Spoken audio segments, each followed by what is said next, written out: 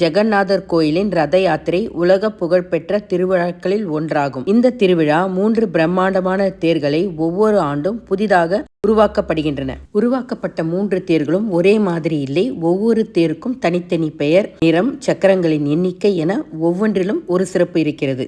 ஜெகநாதரின் தேர் பெயர் நந்தி கோஷா 16 சக்கரங்களுடன் சிகப்பு மற்றும் மஞ்சள் நிறத்தில் அலங்கரிக்கப்படுகிறது. பலபத்ரர் தேர் தாளத்வஜா 14 சக்கரங்களுடன் சிகப்பு மற்றும் பச்சை நிறத்தில் அமைக்கப்பட்டிருக்கிறது. சுபத்ரா தேவியின் தேர் தர்ப்பதலனா 12 சக்கரங்களுடன் சிகப்பு மற்றும் கருப்பு நிறத்தில் அலங்கரிக்கப்படுகிறது. ஒவ்வொரு ஆண்டும் அக்ஷய திரிதியை அன்று புதிய தேர்கள் கட்டும் பணி தொடங்குகிறது.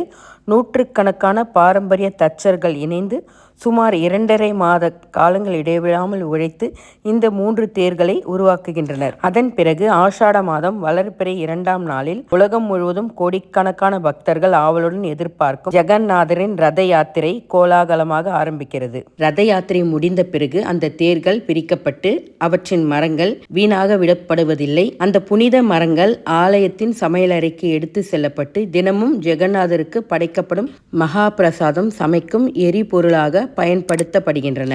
பூரியின் பயணம் தொடரும். அடுத்த வீடியோவில் சந்திப்போம்.